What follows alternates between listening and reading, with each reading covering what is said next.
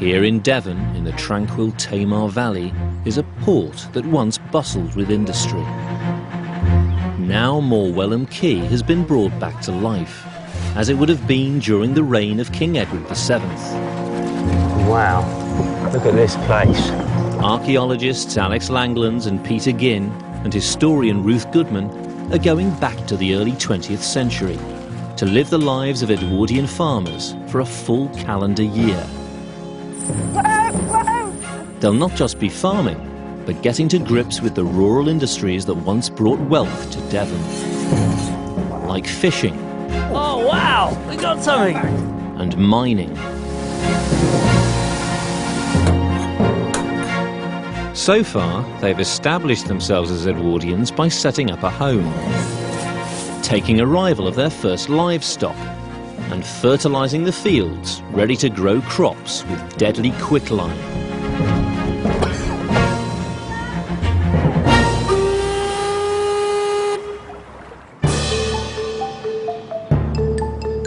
Now it's October, time to branch out into new ventures, like market gardening. Got one to go in there. Egg production, and a beef herd. But to make it a success, they'll need to be up and running before the frost comes. Then they can see in the winter with Halloween, Edwardian style.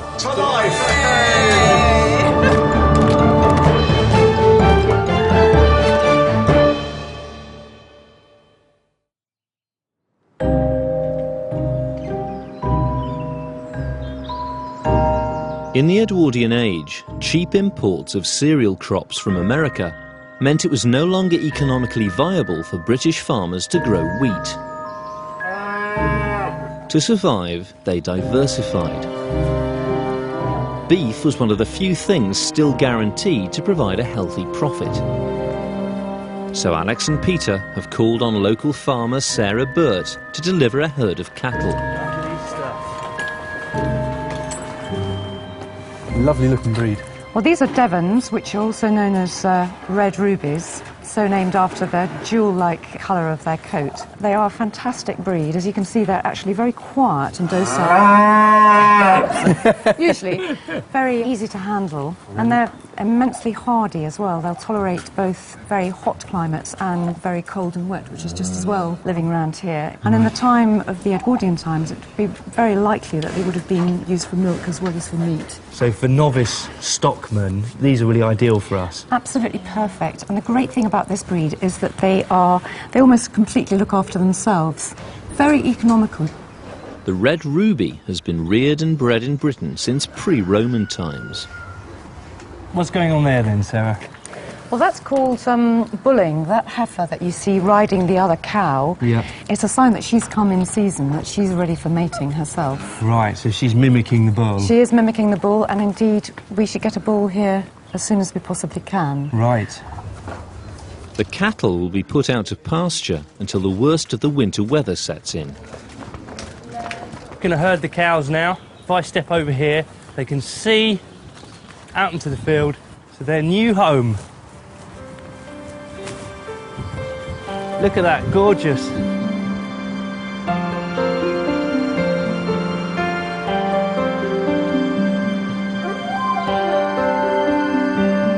It's not just the farm that they're stocking with animals. The cottage needs a regular source of milk, and Ruth's got an Edwardian solution. Most of your milk from your cows was going off to market one way or another, commercial sort of farming. And that often meant that there was next to no milk left in the countryside for families. So many people kept a couple of goats in all the scruffy bits of land, and with all the scruffy bits of grazing that wouldn't be good enough for a cow. They must be milked twice a day. It's a job that's proving a challenge for the novice goat farmers. Pick you up. What's she doing? No, she's nibbling my trousers. The thing is, I've seen, I mean, in terms of goats being milked, I've seen these stands, basically, that you get there. It's like a tabletop. Yeah. You walk the goat onto. Yeah. And then you're milking them up there. Having done about 2 days' worth of goat milking, I can see exactly why those stands have been invented. Push so the milk goes into the Oh, teat. I've just done it. There we are. All over my arm. Oh, Whoops. she's in it. Your aim seems to be a little off. Sorry.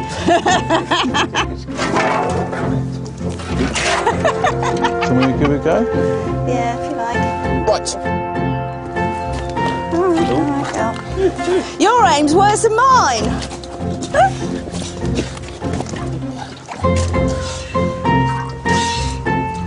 You do look funny like that.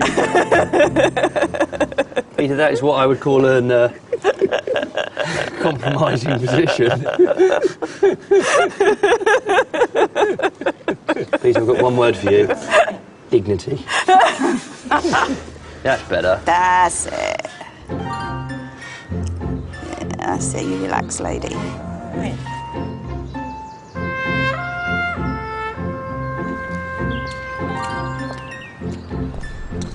In Edwardian times, the Tamar Valley was famed for its huge market gardening industry. Thousands of acres of fruit, vegetables and flowers once grew here in the warm, damp, sheltered conditions. Thanks to the railways, produce could be in London within 24 hours of being picked. The government even produced advice for farmers who were looking to grow cash crops, like strawberries. Board of Agriculture and Fisheries, leaflet number 207, growing of strawberries. And it's giving us information on the sort of money we expect to make on that, which is really useful. It says gross returns may be said to lie between £40 and £60 per acre. That is good, isn't it? Against stock or arable, Certainly gives wheat. For the Edwardian farmer, growing strawberries was very profitable. In today's money, this would mean earning around £5,000 per acre. In this region, it was clearly a lucrative crop to grow. And farming in the Edwardian period was different in every part of the country, and round here, market gardening was the big thing. You know, the microclimate here is such that it's warm and wet at the earliest part of the year. Yeah, and we're on south-facing slope here, so these strawberries are going to be ready and ripe long before anybody else's in the entire country are ready, which means we're going to get a premium price for them. Morwell and Keys market gardens grew strawberries until abandoned half a century ago. Now the team want to bring them back to life, but it's going to be a race against time. The slopes must be cleared and replanted before the first frost if they're to get a crop next June. First, they're rescuing the few remaining strawberry plants, tangled amongst the weeds. We're sort of potting all these little tiny new plantlets whilst they're still attached to the parent plant. So the plant sends out a runner, grows a new little plantlet, but while it's growing, it's still fed by the main plant. As it's starting to root, instead of it rooting into the soil, we want it to root into our little pots. And once it's established, then it no longer needs the parent plant, and you can snip off the runner. They really are ready, aren't they? If we left it much longer, they'd have started rooting in the soil themselves, and then lifting them would have damaged the roots. Yeah, would have destroyed the plant. It's such a great job in the rain, isn't it? No. Today, this is the life. Having rescued the strawberry plants, the next job is to take the terraces back to bare earth. It's a chance for the farm's latest recruits to earn their keep. Right, this one looks particularly overgrown here. Look at this tasty weeds. You'll love it. We're just going to stake out our goats. Essentially, it's just got so overgrown, and what we want them to do is do a little bit of hard work for us first, just eat back all the plants, so when it comes to turning it in the midwinter, it's just a little bit easier. Machines don't clear land anywhere near as well as animals, do they? No, not nearly as good. No. While the goats get to work, the boys are taking delivery of an important new resident. To breed cattle, they need a bull. Hi, Paul. Hi, Paul. And local farmer Paul Hutchins is lending them his prized specimen. Well, here he is, Shellamil, King David II. He's a ruby red Devon bull, The Duke of Bedford, he owned the majority of the land in this area, and he believed that they were the best cattle for small farms. Right. So in terms of sort of authenticity, these are the sorts of cows that the Duke of Bedford would have been promoting on these very farms here. Exactly. He has got aristocratic lines, being King David II. Right, OK. So maybe he's a friend of our Duke. Yeah. Come on. Good boy. Come on. Yeah, I'm on. Come on. Hey, hey, hey. He's coming through. Coming through. Good boy. Good boy. Hit you back with your girls, Need David. that gate open. Good. We need that gate I'm going to go open. ahead to the gate Yeah, then. Alex, you want to get that You gate? go, you get All the they gate. need to do is to put the bull with the cows and let nature take its course. Come on. Come on. Simple. Yeah, I know. Go on, David. Come on. Good boy. Come on. Come on, out the hedge. Oh, no. I think he's going to go. I'm just keeping an eye on him. You guys go in there, I'll keep an eye on him. Come on, boy. David. Yeah, Come on. That's good. Let's all just calm it now. Just calm it right down. Where's that food? Where's the food? Well done, Cheers. sir. What? You didn't Kinda need us worked. there. All right, boys. Here we are. Oh! Through the gate. Come on then, boy. Good boy, David. Wow. See? That wasn't such a trauma.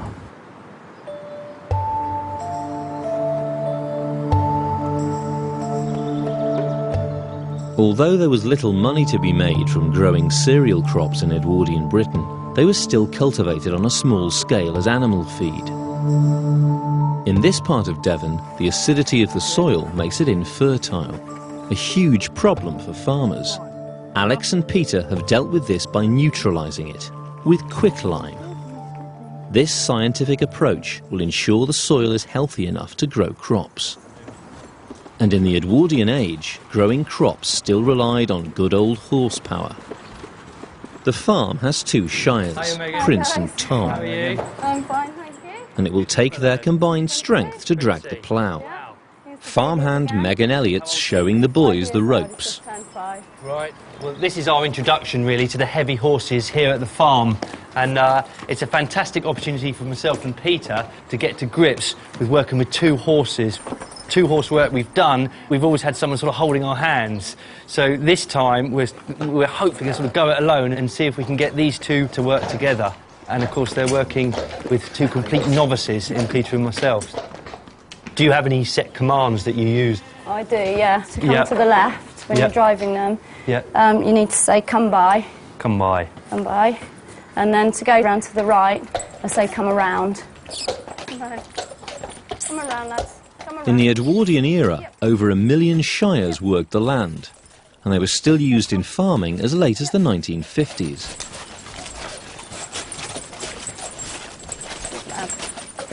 It's just amazing to Good think boys. that they've been selectively bred for that very purpose, isn't it? Yeah, it's amazing the power, you know. I mean, 10 men can hold them down if they really wanted to go. Yeah. But that's If what there's they- any hope of getting a good crop, it will be vital for Alex and Peter to gain the trust of these equine That'll be engines. the hardest part, Alex, keeping them... See if you can go in. See, they want I'm to walk on hooked the up, grass. I'm hooked up. Whoa, whoa, whoa. Yeah, I'm a little bit more nervous now. Circles, they're all right. It's going to be fun, Whoa, Peter. whoa, whoa, no, Casey, out the way a minute. So. Depends on your definition of fun. Whoa. They're used to being in the lanes pulling carts around, so of course they're getting out here, they've got no weight behind them, and they've got this wide open space, and they're a little bit excited. They might be sensing my nervousness, but I'm even more nervous now than I was about 10 minutes ago. There you are, Alex. Can have a go? They'll be fine. Good luck. Right. So keep your hands low. Yep. Steady. Weighing up to a ton, shire horses are capable of pulling double their body weight and could easily wrench a farmer's arm from its socket. Come on. That's it, good boy. Almost had a straight line there. Good boy. Princey.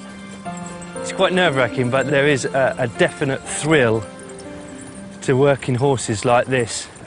To be honest, to me, this is a much greater thrill than driving any internal combustion engines. So come by, come on, come by, good boy. It's hard enough doing things with one horse, but doing things with two horses just complicates the situation. And then we've got to factor in the machinery, such as the ploughing. And we've got to get straight lines, because if we don't get straight lines, we can't weed between our crops. And then when we come to harvest the crops, we've got even more problems. So we've got to get the basics right. So we've got to get this stuff we're doing in the field right now absolutely on the money before we start ploughing up this field. It's going to be quite a task. Next summer, the Edwardian farmers will need to draw on extra labour to harvest the crops. Once, these workers were paid in cider, and although this was outlawed in 1887, cider still remained a vital part of the rural economy, and farms were judged on the quality of their scrumpy. Alex and Peter are keen to follow in this tradition, but first they need a decent crop of cider apples, about a tonne, so they're checking out Morwell & Key's cider orchard. Well, we've certainly got some very large apple trees, but they seem remarkably bereft of any apples. No apples, no apples, no apples. I mean, these might be coming to the end of their days, which might account for the total and utter lack of apples. Should we see if we can find at least one? Can you see there's a little red thing up in that tree? I don't know. It's either a robin redbreast or a single cider apple. So at least we know they are apple trees. At the peak of the drink's popularity, there were over 350 varieties of cider apple available. Right, here we are.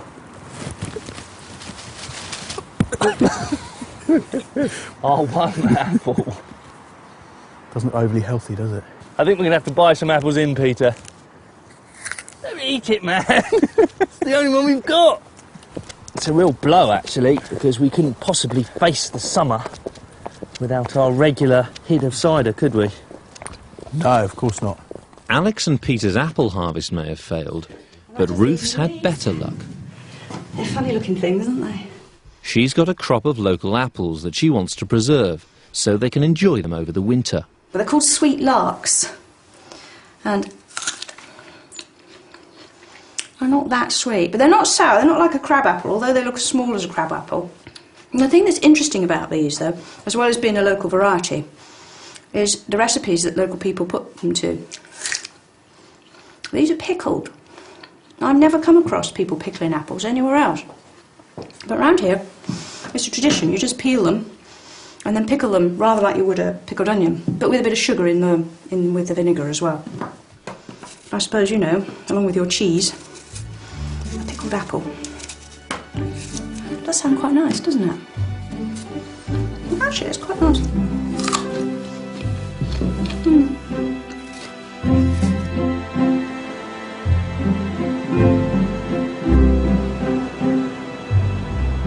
Thwarted in their cider apple quest, Alex and Peter are taking drastic measures. Well, I suppose being down in the West Country, we can't be without our cider. And with the woeful harvest from our own orchards, we've had to go out and purchase ourselves a tonne of cider apples, and we're just taking them up to the press. So hopefully, come spring, we'll have some fantastic scrumpy of our own. Alex and Peter are taking their apples downriver to a cider press at Cateel in Cornwall.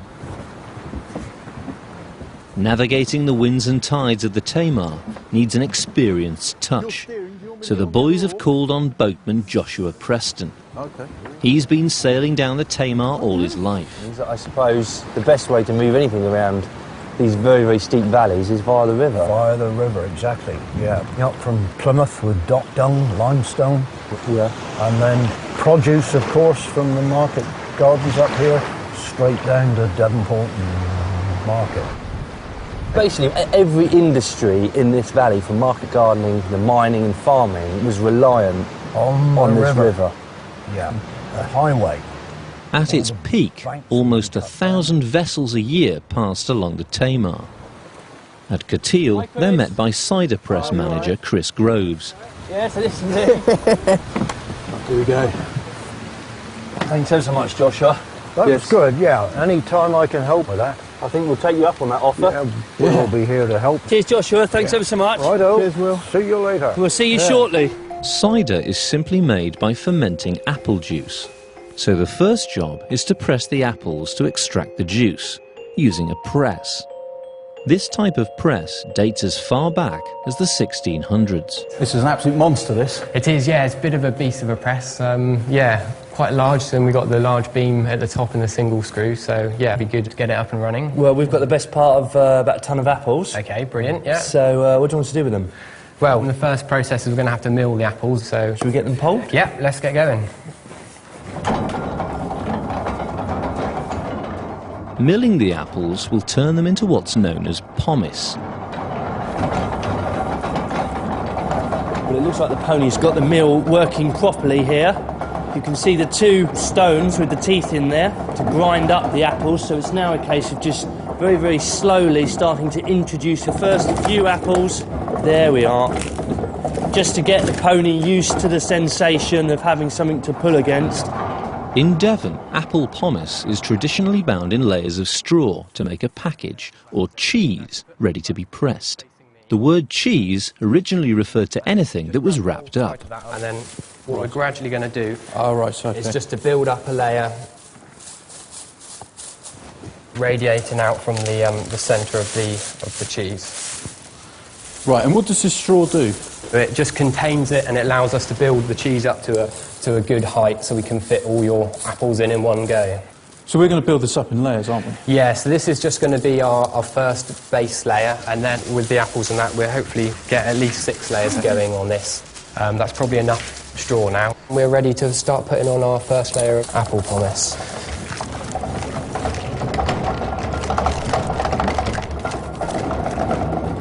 Well, if I taste one, that's actually horrible to taste, and it's hard to think how something so horrible to eat can turn into something so delightful on the palate 10 months down the line. But proper cider apples, you see, have the right mixture of sugars and of yeast and of tannins as well. And it's that proper balance between the three, which means that when this goes into the barrel after the press and starts to ferment, it produces a sweet-tasting cider, a good scrumpy cider.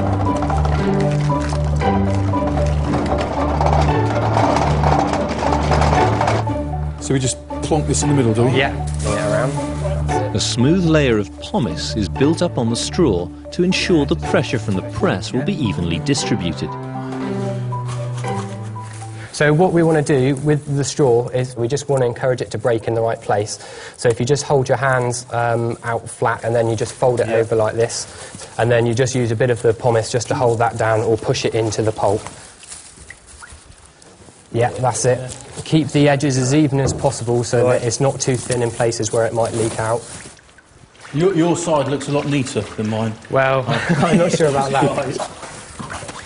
We're almost there. Should we start putting on the next layer of straw? Yeah, I'll grab some straw. Ruth's pickled the sweet-lark apples. Now they must be bottled to be stored for winter.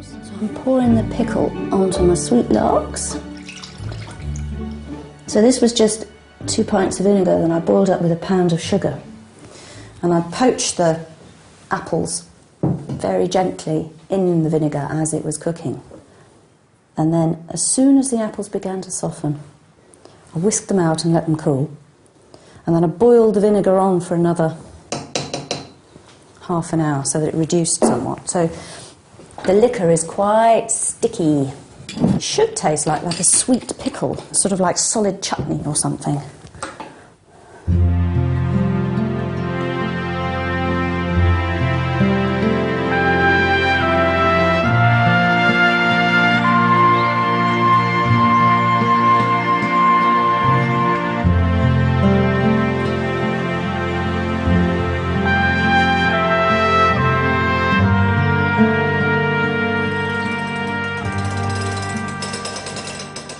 Six layers of pomace have been built. Now the cheeses are ready to be pressed.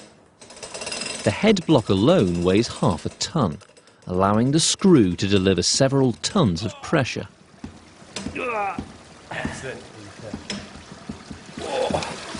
Look, you can really see it coming out now, Peter. Look at the volume of cider. Look at the colour of it. Apples are 80% water, so a tonne will produce up to 100 gallons of cider.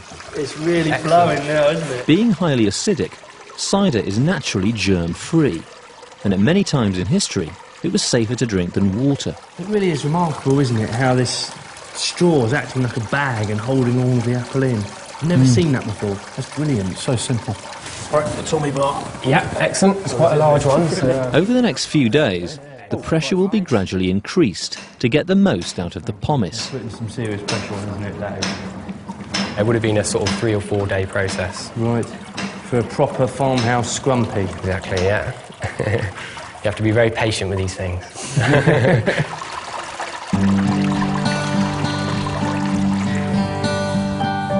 Perfect. Here we go.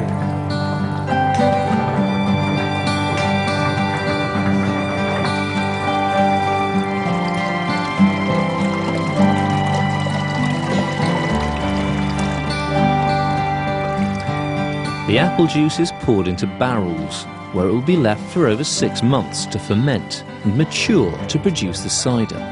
Smells good. Excellent.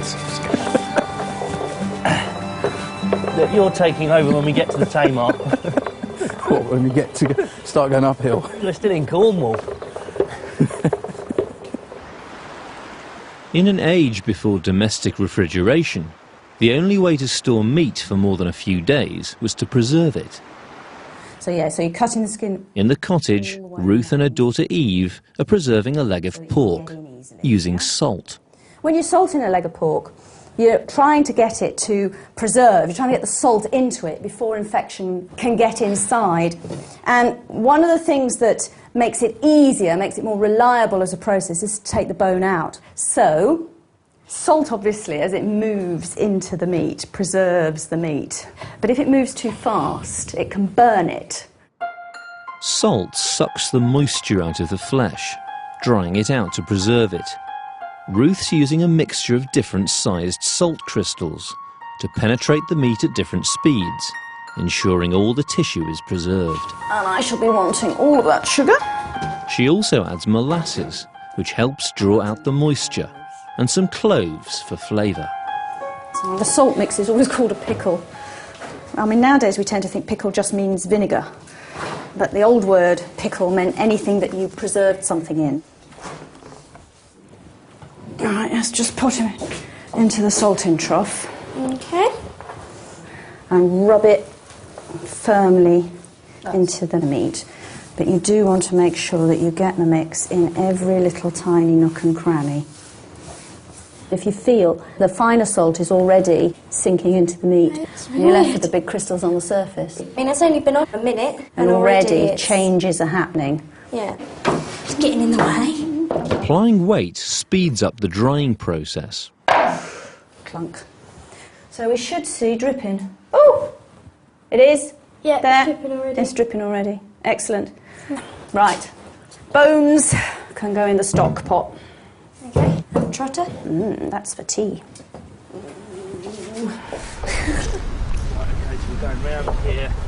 Boatman Joshua's returned to Cateel Quay to transport the fermenting cider back to the farm. I don't think I've ever worked so hard for a pint of cider, Peter. No. Well, we're all looking forward to that.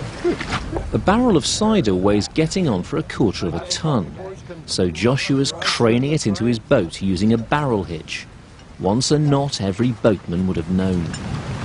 Okay, steady, guys. Steady. Precious cargo there, look. Very precious cargo.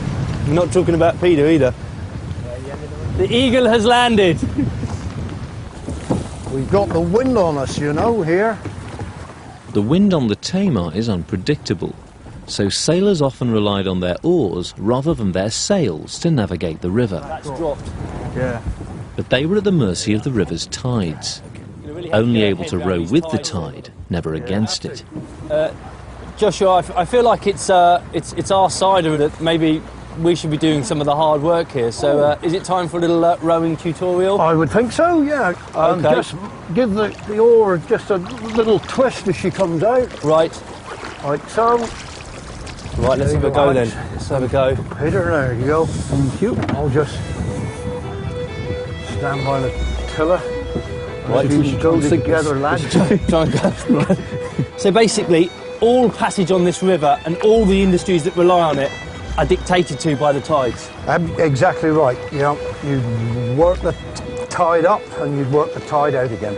Right. If conditions aren't right, we don't sail. And are these the remnants of market gardens back over my shoulder there? Yes. These are old Edwardian market gardens. Yeah. Look at that, Peter. Heave her up and away we go, and we're bound for Santiago. Do you know the rest of that one? Well, I do. no.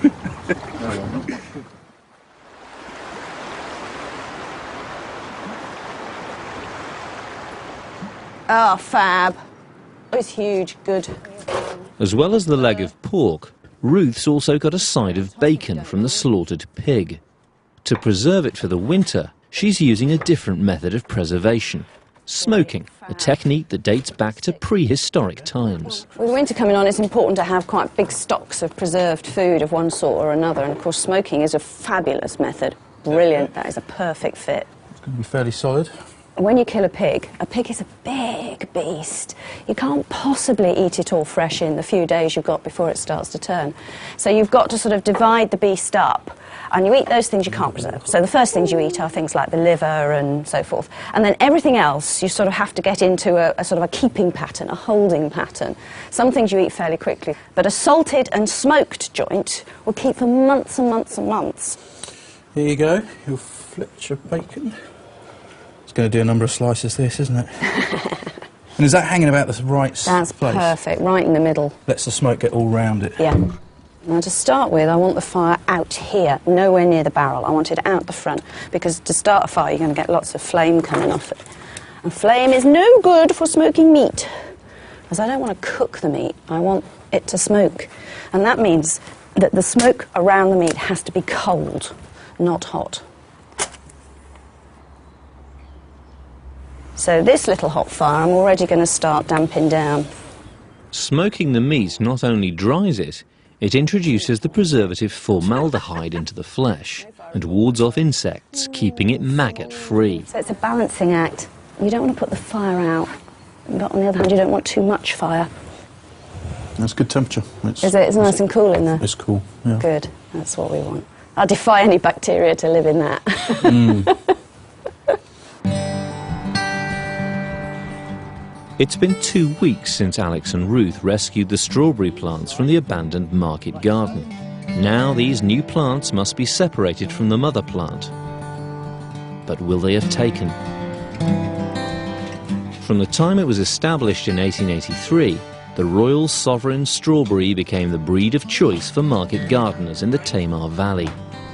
These very, very young plants I could force on in the greenhouse, but to be honest, if I'm to have a big commercial Edwardian style market garden, I'm going to have to buy in the best part of 300 plants, because it was so critical really in terms of money making to have as many plants as possible for that very, very small window in the early season. Really, it was something of a gold rush for Edwardian market gardeners. If you could get your strawberries up to London before any other producer, then you stood a chance of getting the best prices. But of course, this means that all your eggs are very much in the same basket. And if it goes wrong, you get pests in, you get disease, you get mildew, and everything will come crashing down around you, and all that year's worth of work will go to waste.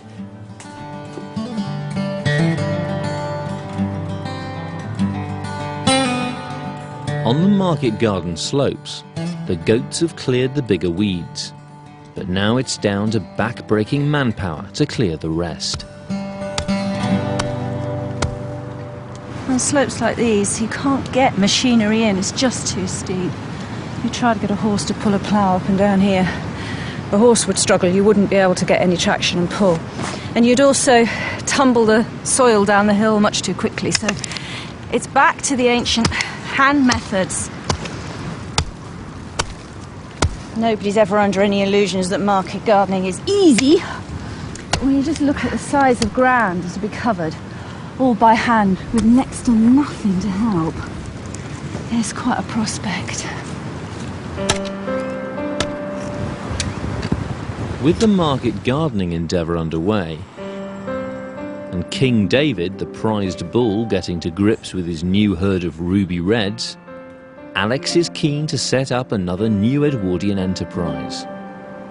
Chickens have always been a part of the British farmyard scene, but it's really in the Edwardian period that they go from being a kind of hanger-on around the farmyard to a proper business and an enterprise in their own right.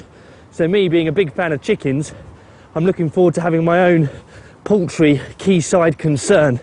He's come across an Edwardian photograph, giving a clue about the chicken enterprise that was once here at Moor Wellham. I'm trying to think of a location for my poultry concern, and in this photograph there's actually one here located just beyond these cottages here, and there, just behind it, is the poultry concern. So what I want to do is I want to go back into the Edwardian period and I want to recreate this poultry concern here just alongside this cottage. In the corner of a field, he's found a couple of chicken huts, very like the ones in the photograph. I've been given a tip-off that this old chicken hutch is spare and free to be salvaged. So just have a look at its condition. I'm sure we can get a good chicken hut out of this. Ah, Peter. This is looking good. Not bad, is it? Looks fairly solid. It's in pretty good shape, actually. Just come around the end. Yeah. Look at these nest boxes. They're bone dry. Absolutely bone dry. Well, not anymore, but... No. But that's a good sign, isn't it? A fantastic sign. Having dismantled the huts, the boys are taking them down to the quayside, the same location the Edwardian enterprise was in. We're against it, really. It's already getting cold now, and you know, one of the things you'd want from your commercial poultry enterprise is for your birds to be laying into late autumn and early winter, because that's where the real market for eggs would have been in the Edwardian period. So we've got to waste no time in getting this thing set up, getting the birds in, getting them happy and getting them laying. Okay. So there's the nesting box. Do you want to spin round? We'll just pop it up. Right. Straight on top. Yeah. Right. So your poultry concern? Yeah. It looks a bit kind of Eastern Bloc, circa 1953 or something. It's not looking like the most industrious, egg-producing, meat-producing enterprise at the moment, is it? No. To expand the enterprise, Alex has ordered a consignment of new birds. They look good, don't they? They look lovely. Be good to get some new blood into the flock.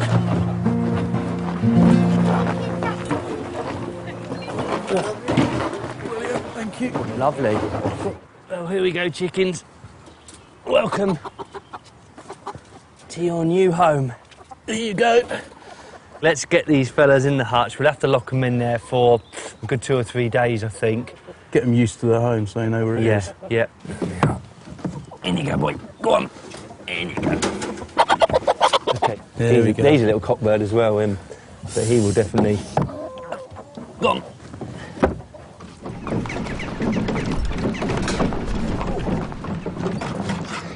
In the cottage, the pork's been salting for over a week, and most of the liquid has been drawn out.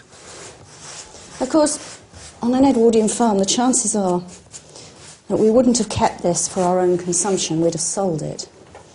A ham sold to a urban family could buy you an awful lot of bread and jam. Outside, the bacon's been smoked for 3 days. It too is ready to be stored for winter. Smoking away merrily.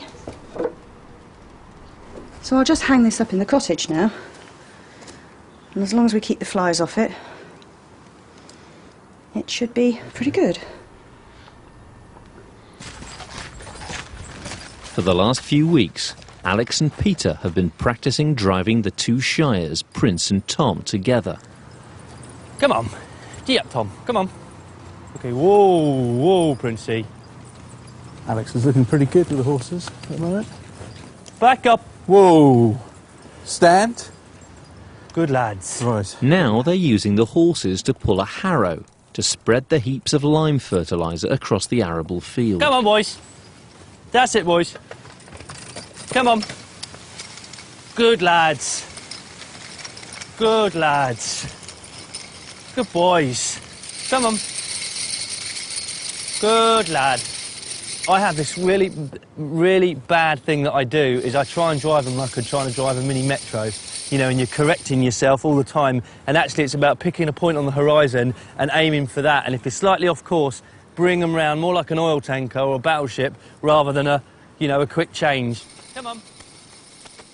It's the most important thing to get to grips with, and I'm incredibly anxious about it because it's not something you learn overnight, and it's maybe a bit arrogant of both Peter and myself to think that we can, but we've got to have a go at it. We've really got to have a stab at it and see if we can get close. Walk on. Walk on. Walk on. Good boys.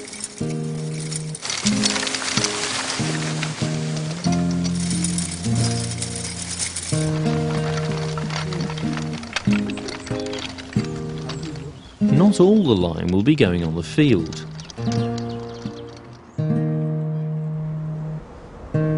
To the Edwardian farmer, it was a wonder product, as cement, lime wash, even disinfectant.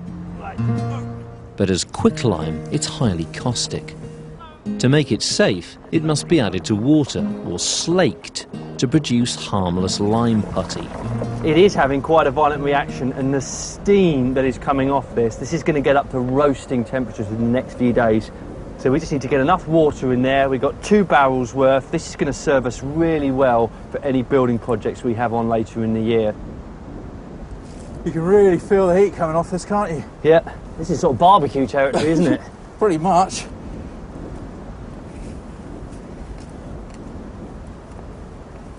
The lime will be left for a few days to continue to slake.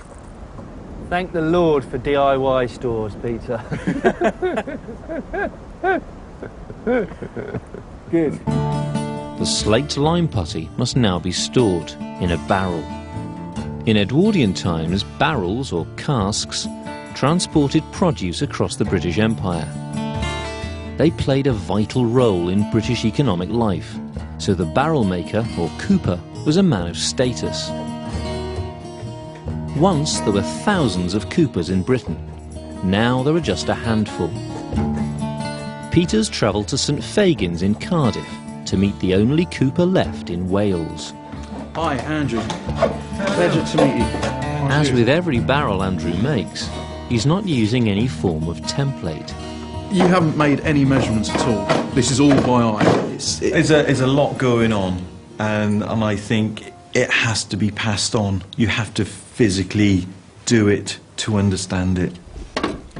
Aluminiums, plastics, other materials have come on board, which have killed off so many aspects of the craft, which is a shame. Yeah. Because once you lose the knowledge and the know-how, you don't bring it back. Ready? The barrel's strength will come from its curved shape, so the straight wooden staves must be bent.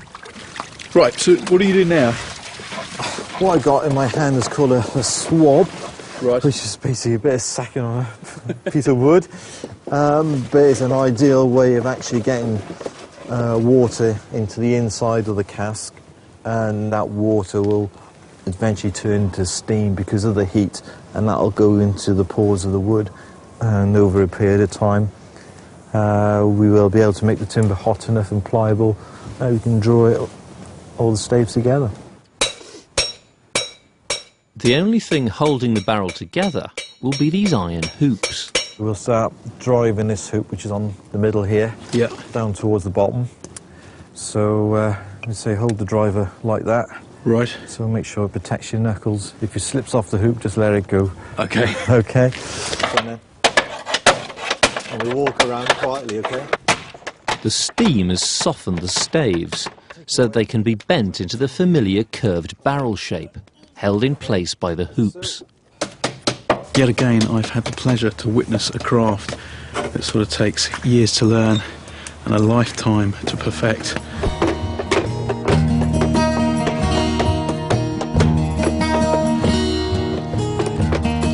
I mean, all of this process is done by eye, but the final result is a work of art.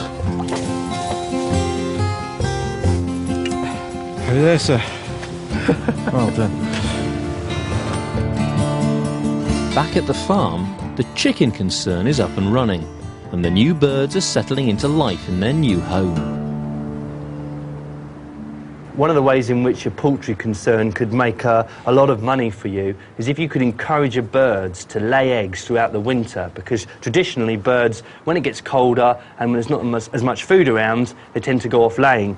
So I'm taking some tips here from the Board of Agriculture and Fisheries, and these are a fantastic set of leaflets published in 1915. So I'm just looking here at a leaflet that's actually entitled Winter Egg Production. What's going to be critical is that they've got something in their bellies which makes them think, I've got plenty of food store, I can carry on producing eggs.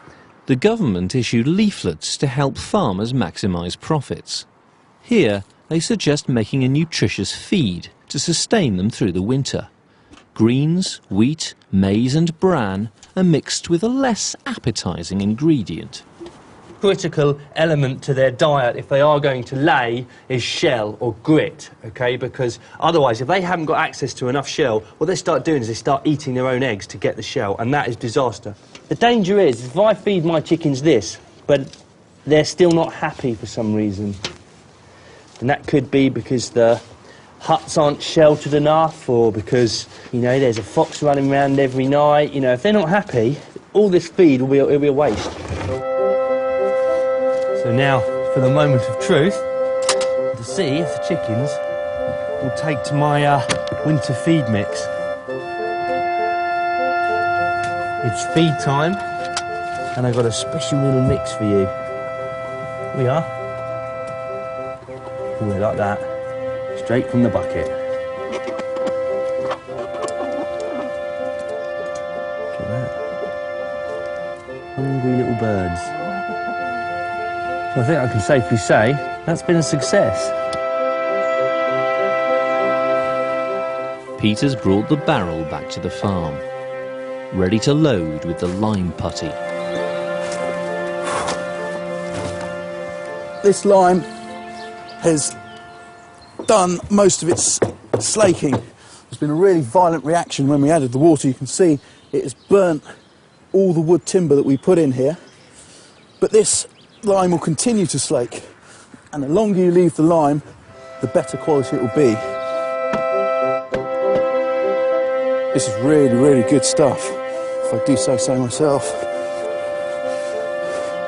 This lime putty will last in this barrel for 1,000 years, if not longer.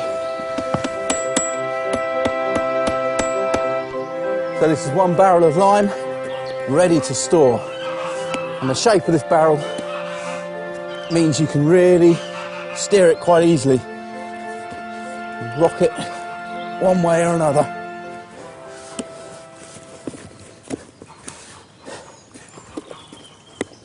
It's late October, and Alex's chicken concern is finally paying off. It seems the quayside chicken huts and the nutritious feed is a winning combination for egg production.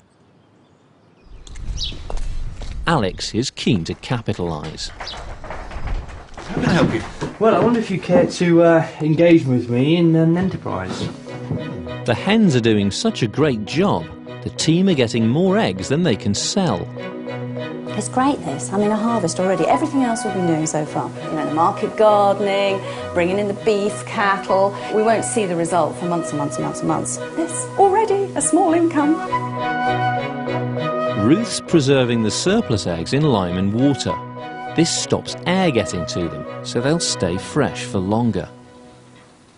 The lime kills bacteria. By having the lime in it, I've got a sterile solution that's going to stay sterile, however long the eggs are in it. The eggs will be stored in the larder, together with the rest of the preserved food. It's important the larder stays dry, a challenge when living in damp conditions next to a river. Ruth's found a solution in an Edwardian household manual. So the best way, a book of household hints and recipes. And it's got a wholesome pantry. A small box of unslaked lime kept in the pantry will absorb all impurities and keep the air beautifully dry and sweet. Well, that makes absolute sense. Unslaked or quicklime is trying to draw all the water to it, and that will draw it out of the atmosphere, hopefully, keep the door shut. My pantry, therefore, will be a dry place instead of a damp place. Looks like we might actually have something to eat this winter.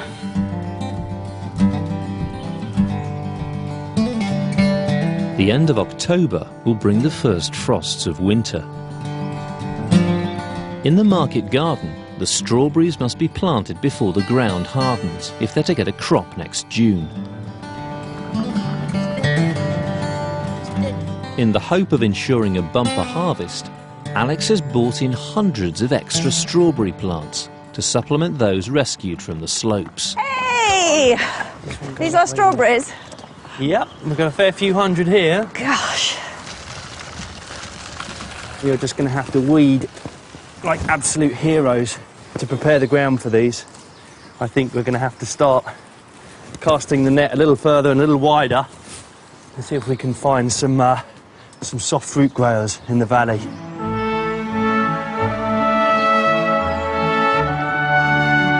Market gardeners would employ dozens of workers, not just to plant, but also to weed and harvest throughout the year. And so we're looking for something that's really thick. Yeah, that's right. Ron Luke's family has been growing strawberries here in the Tamar Valley for generations. And you said this is what your family used to do? Oh, my family used to do a lot of these, yes. Yeah. We used to sell them all over the southwest of England. Yeah. We used to grow about 500,000 strawberry plants. 500,000 strawberries. Yeah. Good God. It's really labour-intensive work. Very labour-intensive. Well, of course, if you get a good crop of strawberries, it's very rewarding because it's a high-cash crop, isn't it? Yeah. It does bring in a lot of money, so... So it's worth having the labour. Yes, it is. Planting the strawberries is an exacting job. The rows must be 18 inches apart and the plants firmly bedded into the soil. In he goes. And my father used to come along when we were planting. He'd do his test, a one-leaf test, he used to call it.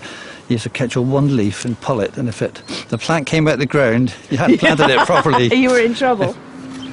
No. Plant again. But all this hard work could come to nothing. They'll need a mild winter and warm spring in order to get the profitable early crop thereafter. Here we go, last one for me. I think this is the biggest of the bunch. There we are. Done. God. So we've got, what, 5 to 6 months to wait? Yeah. So it all depends on how early the spring is, doesn't it? Oh, it's quite exciting, really, isn't it?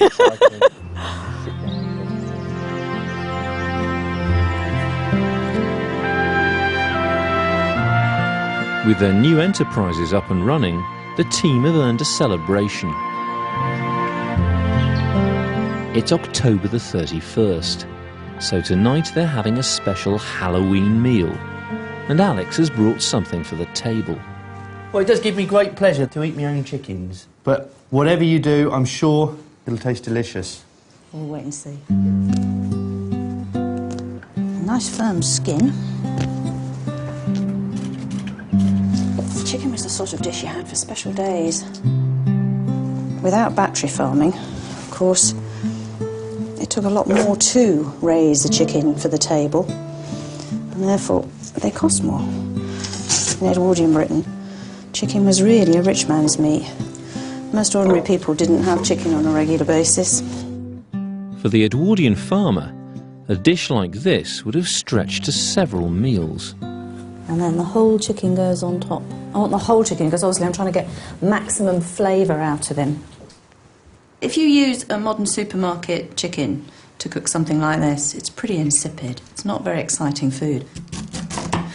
But if you're using a bird that's been running around, that's a bit older, had time to develop a bit of flavour.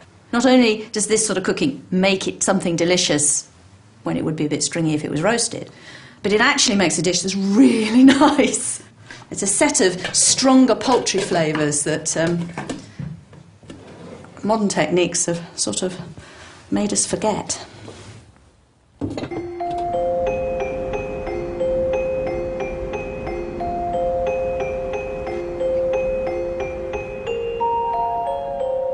Traditionally, Halloween marked the first day of winter. Hi. Thank you. It's a heck of a night out there. Good evening. To help them feast and make merry, they've invited an expert in English folklore, Professor Ronald Hutton. This was the great festival that opened winter, the most terrifying of all the seasons. It's the one in which most people died. Here in West Devon, this is the season you start to feel Dartmoor stretching out its mighty claws towards you in the night.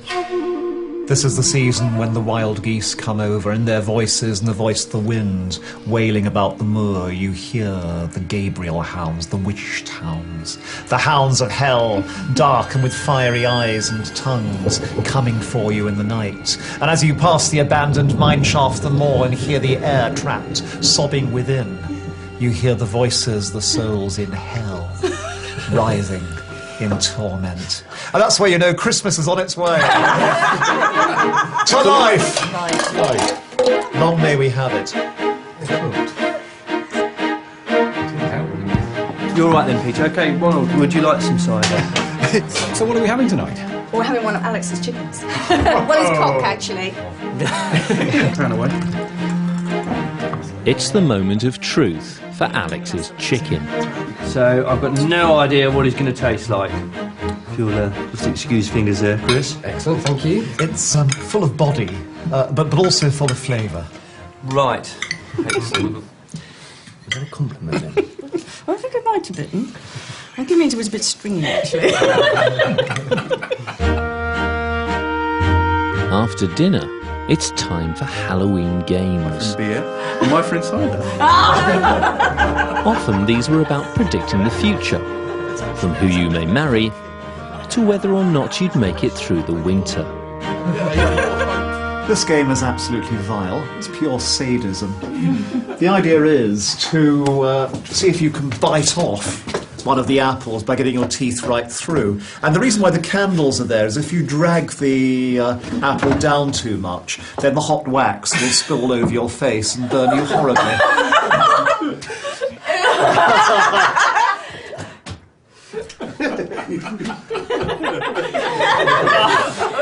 Undoable. Oh, check the wax on someone else! What, has he got it?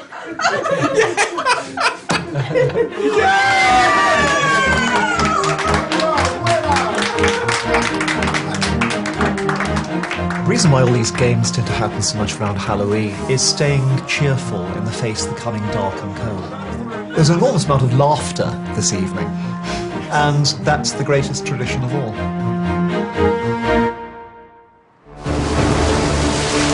Next time on Edwardian Farm, it's November, and the team turn to the latest farming practices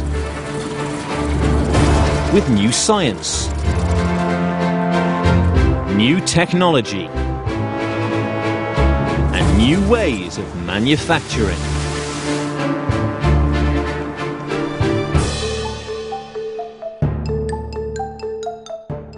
Back 3,000 years next on BBC Two, and the dawn of a new civilization in the ancient worlds.